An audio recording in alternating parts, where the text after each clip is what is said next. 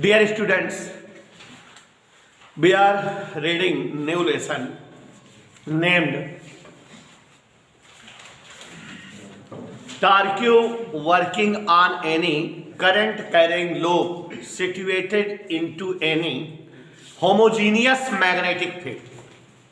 Okay बच्चों, हम लोगों ने पढ़ा कि अगर कोई एक होमोजीनियस मैग्नेटिक फील्ड हो, if there is any homogeneous magnetic field of intensity vector B. It means if there is any magnetic field which intensity vector B at everywhere, okay, and if being placed any rectangular current carrying loop P, Q, R, S, current I is flowing through its side. Length of this rectangular loop is L and B is the breadth. Okay बेटा, यहाँ ये जो wire PQ है, side PQ current carrying straight conductor की तरह है जो magnetic field में है. We know that according to mister Lorentz, आज अंग्रेजी में बात किया जाएगा, when any current carrying straight conductor is placed into any magnetic field, then Lorentz force, or you can say any magnetic force, work on it. This side PQ behaves like a current carrying straight conductor which is placed into any magnetic field of intensity vector B, and current I is flowing through it. L is its length. Hence Lorentz force will be IBL, which works perpendicular on it. Okay. Similarly, current I is flowing through side RS. Side RS, which is in front to PQ, also behave a state conductor which is placed into any magnetic field, and hence magnetic force IBL also work on it. But the direction of current is opposite in the direction of PQ and RS. Hence, Lorentz force produced on these sides also will be opposite in direction. It means the rectangular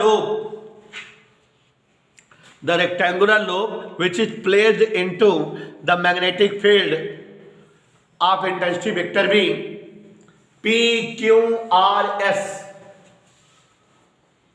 have two forces, IBL, of same magnitude but of opposite direction and at different places.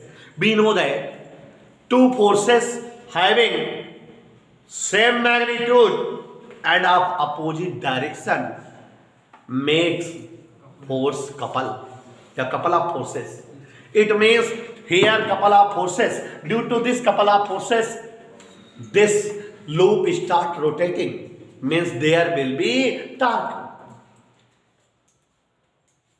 To rotate anybody by acting couple of forces is called torque and denoted by delta tau, and the value of tau is the product of magnitude of couple forces with gapping of couples. Okay, hence here will be tau equal F into middle gapping. F means IBL. F means tau will be product of F into distance. F equal IB into L. और हमने आपको दिखाया था जो side PQ थी उसको हमने ऐसे और RS को ऐसे, और यहाँ पर जो है Lorentz force look like this, Lorentz force look like this. Perpendicular distance will be this, and which value is B sin theta. When we put the value of perpendicular distance B sin theta, here L and B become area of the loop, and hence IBA sin theta will be the value of torque. And if there are n turns in the loop, then total the value of torque will be NIAB sin theta. Is the torque work on any current carrying loop placed into any homogeneous magnetic field. Okay. फिर हमने बेटा आपको comparing करना सिखाया था. We know that if any electric dipole is placed into any homogeneous electric field, then torque work on that electric dipole will be given by formula tau equal Pe sin theta. Okay, beta.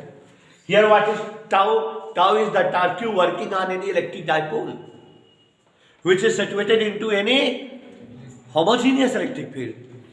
Here P is the moment of electric dipole. Okay, and E intensity of electric field, sin theta direction. Compare these two equations. It is the formula for torque, also it is the formula for torque. Here sin theta shows direction, sin theta shows direction. B is only for intensity of electric field and E is only for intensity of electric field. सारे terms, each terms are same. Hence, comparing, if P is moment of dipole, electric dipole, then NIA will be moment of magnetic dipole. Okay? हमने आपको बताया था कि all the magnets of the world contain two poles, north and south. Hence, each magnet, or you can say, current carrying straight wire, current carrying solid wire, current carrying toroid, current carrying circular loop, current carrying loop, behaves like a magnetic dipole because each have two poles, north and south. Okay, so moment of magnetic dipole AM will be given by NIA, and it is defined as, with this formula, it is defined as product of current and area of the loop is called moment of magnetic dipole. Okay, and the formula for magnetic dipole tau will be MB sin theta. All of you have read some formulas in first lesson of electrostatics, as you have the knowledge of formula for force torque working on any electric dipole, tau equal P sin theta. Also you have knowledge of potential energy of electric dipole, tau equal minus Pe cos theta. You have the knowledge of work done for rotating any electric dipole, tau equal Pe 1 minus cos theta. You have the knowledge of intensity of electric field in axial and coaxial state produced by any electric dipole equal, for axial state, B equal 1/4 pi epsilon naught 2P by RQ, while in coaxial state it is become 1/4 pi epsilon naught P upon RQ. तो ये 4-5 फार्मूले आपने पढ़ा है. All of you have read these formulas in electrostatics of lesson first. Similarly, there are some formulas made up for magnetic intensity, as formula for force torque working on any magnetic dipole or loop will be tau equal MB sin theta. Also, formula for potential energy of magnetic dipole will be given by tau equal minus MB cos theta. Formula for work done for rotating any magnetic dipole will be given by W equal MB 1 minus cos theta. Intensity of magnetic field in axial as well as coaxial state produced by any magnetic dipole will be given by mu naught upon 4 pi 2m upon r cube as well as mu naught upon 4 pi m upon r cube. As conclusion, all of you knows, we replace value of P by letter M for electric to magnetic. We replace letter E by letter B for changing electric to magnetic. Also we replace 1/4 pi epsilon naught with the help of mu naught upon 4 pi for electric to magnetism. तो बच्चों, ये इतनी सारी बातें हम लोग पढ़ चुके हैं ना बेटा. इतनी सारी बातें हमने सिखा भी दिया है कि हम लोग जो है इलेक्ट्रिक से मैग्नेटिक में आते हैं तो P को M लिख देते हैं, E को B लिख देते हैं, कांस्टेंट को 1/4 पाई एप्सिलॉन नॉट को mu naught upon 4 पाई. जैसे वहाँ वर्क डन का, जैसे वहाँ पोटेंशियल एनर्जी का, जैसे वहाँ इंटेंसिटी का फार्मूला इलेक्ट्रोस्टैटिक्स पढ़े हो, वैसे ही हम लोग यहाँ फार्मूला किसके लिए पढ़ लिए थे बेटा? मैग्नेटिज्म की. इस लेसन का नाम था बेटा तार्क्यू वर्किंग ऑन एनी लोब, और एक और पार्ट था बेटा याद करिए, moving coil galvanometer. Moving coil galvanometer is a device which is used for measuring electric current, which is based on the principle of Force-Tarque, and in this device there will be a coil which is in the rotating state in any magnetic field। नहीं समझे? अंग्रेजी बात की बेटा कि जो moving coil galvanometer होती है उसमें एक ऐसी कॉइल होती है जो रोटेटिंग स्टेट में किसी मैग्नेटिक फील्ड में रखी होती है, और ये जो है तार्क्यू के प्रिंसिपल पर वर्क करती है। और बेटा ये भी बताएं कि मूविंग कॉइल गैल्वेनोमीटर हमेशा जो है करंट मेजर करने के लिए यूज होती है। आपको इस लेसन में बहुत इंपॉर्टेंट हेडिंग मिलेगी, गैल्वेनोमीटर को changing in ammeter and changing in volt meter, how you can change galvanometer into ammeter and into volt meter. ठीक है ना बेटा? तो हम लोग बेटा इतनी चीजें पढ़ चुके हैं। एक छोटा सा इंपॉर्टेंट टॉपिक आपके सामने रखने जा रहा हूं, ध्यान से सुनिएगा और समझिएगा।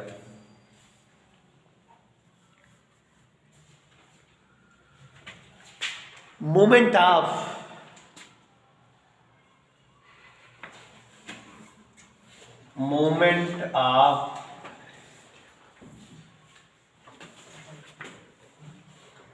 मैग्नेटिक डाइपोल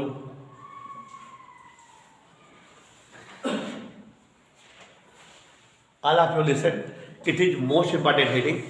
ये हेडिंग बेटा पिछले 2 सालों से जुड़ी हुई है बुक में, इसलिए इंपॉर्टेंट है, और इसी के साथ ये चैप्टर समाप्त हो जाएगा। ये हेडिंग बता दे, दूसरा चैप्टर माने इस चैप्टर का दूसरा पार्ट स्टार्ट हो जाएगा, मूविंग कॉइल गैल्वेनोमीटर। ठीक बेटा? Moment of magnetic dipole for any electron revolving around nucleus of any atom। Heading समझ में आ जाती बेटा? नहीं समझ में? सभी लोग ध्यान दीजिएगा, क्या लिखा हुआ है तो हेडिंग समझाएं। Moment of magnetic dipole, moment of magnetic dipole for any electron revolving around nucleus into any atom. कोई एटम है, उसके भीतर इलेक्ट्रॉन चाचा रिवॉल्यूशन कर रहे हैं न्यूक्लियस के अराउंड। रिवॉल्यूशन मतलब बेटा परिक्रमा, चारों ओर चल रहे हैं, और उस इलेक्ट्रॉन का हमें मैग्नेटिक डाइपोल मूवमेंट निकालना, माने हम बताना है उसका। Moment of magnetic dipole is denoted by m, और moment of electric dipole is denoted by p। समझ में आया बेटा? हेडिंग समझ में आया? We have to find out, बहुत बेकार आदमी बात से, ये बहुत इंपॉर्टेंट हेडिंग है, इसको सोचते हुए देख रहे हैं। It is most important heading for your board exam. ठीक है? तो देखिए जरा, जो हेडिंग बताते जाया करें इंपॉर्टेंट वगैरह उसको लिख लिया करिए। 5 नंबर की इंपॉर्टेंट हेडिंग है बेटा। डेरिवेशन है छोटा सा, अभी इसके पहले जो पढ़ाया है वो सब बकवास है। जो कल डेरिवेशन कराए थे tau equal n I A B sin theta, वो इंपॉर्टेंट है, दूसरा ये पूरे रिलेशन। चलिए ध्यान दीजिएगा जरा सिद्धांत Tiwari. Moment of magnetic dipole for any electron revolving around nucleus of any atom, मतलब बेटा कोई एटम है, उसमें चाचा इलेक्ट्रॉन है, रिवॉल्यूशन कर रहे हैं न्यूक्लियस के अराउंड, और उनका मोमेंट ऑफ इलेक्ट्रिक डाइपोल निकालना है। ठीक है बेटा? Let look here, let it is a nucleus of any atom, let it is a nucleus of any atom, and at a distance r any electron is revolving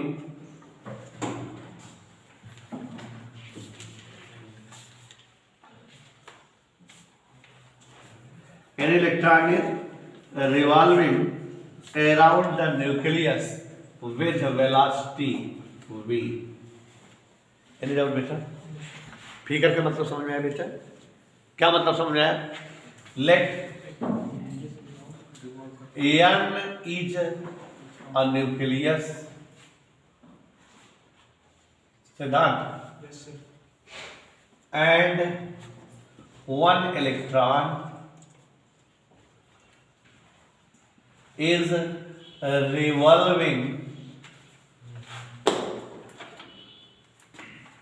in an orbit of R. Orbit समझ रहे हो ना? Yes, sir. Chata. नहीं, अच्छा, cell with velocity v. कोई doubt बेटा? What is this? Nucleus. And a distance r. Any electron is revolving with velocity v around the nucleus. We have to find out moment of magnetic dipole for electron. क्या निकालना है? So moment of magnetic dipole for किसके लिए? M equal, याद करो बेटा, कल भी डेफिनेशन बताए थे एम की, आज भी बताए हैं।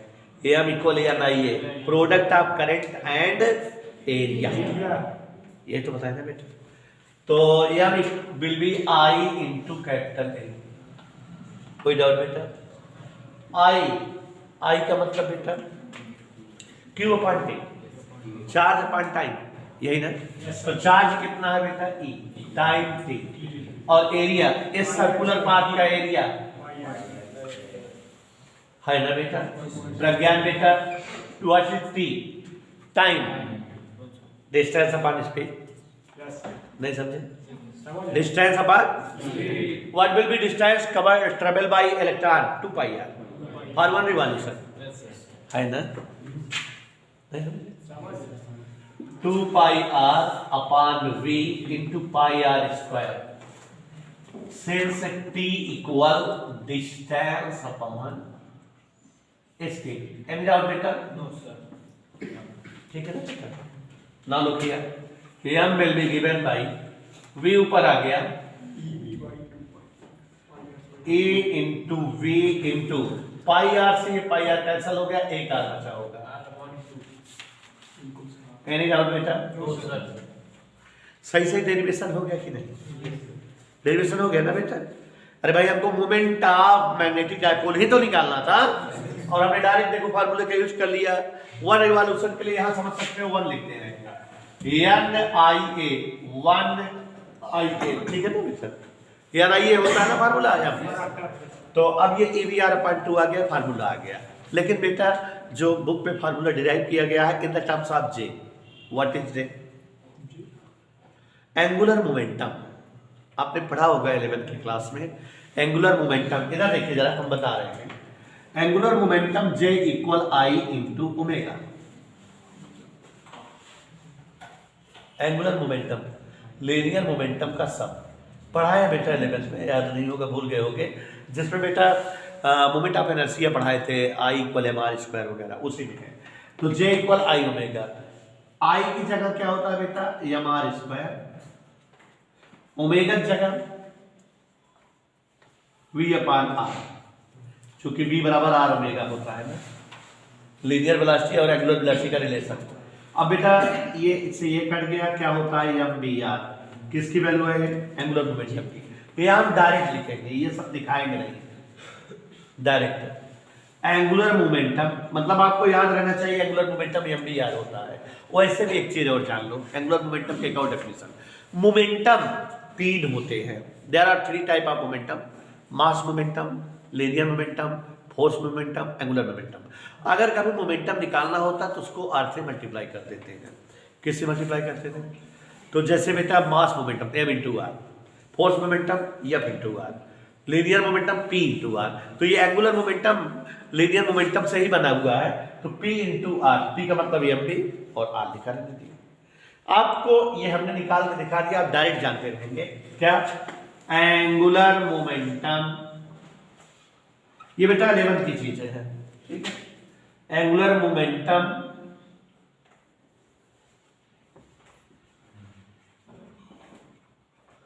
For electron J will be given by MVR. Any doubt?